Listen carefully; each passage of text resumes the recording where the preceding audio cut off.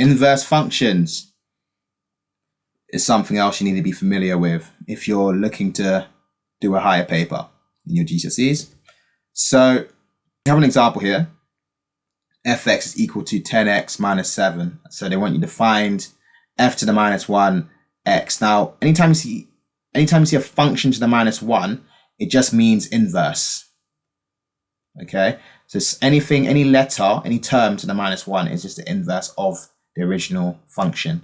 And inverse is kind of like the opposite, but the better way to think about it is like changing the subject in a sense. Changing the subject, right? And you'll see why in a second. To find the inverse of this, there's 3 simple-ish rules you need to follow. So we're going to start by writing fx is equal to 10x minus 7.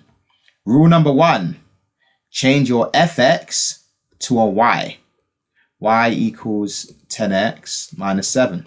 Now you're probably wondering why we're doing this. And why we're doing this is so that it kind of looks a bit more familiar to you. You're probably more familiar with dealing with something that looks like this than something that looks like the thing above, right? And that's because we've now made it look like an actual equation.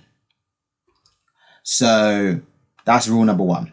Rule number 2, change the subject of the formula to make x the subject. So that's what we're going to do next. So from the earlier videos, I'm going to move my minus 7 to the other side by adding 7.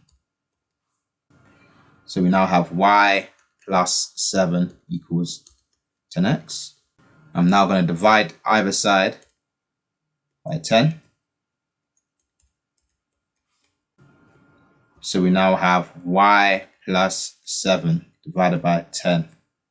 That's equal to x. So we're nearly there now.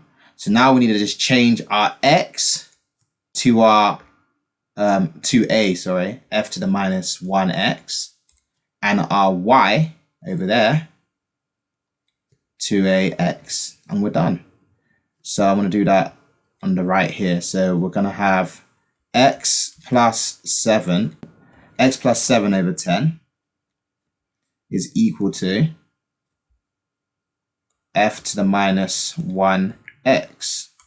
So I'm going to rewrite that now as f to the minus 1x is equal to x plus 7 over 10. So if you can remember how to do this, or the rules I've just shown you, you will always get this right come GCSE maths or GCSE exams. So rule number 1, I'll go for it again. Change your fx to a y. Rule number 2, rearrange your equation to make your x the subject of the formula.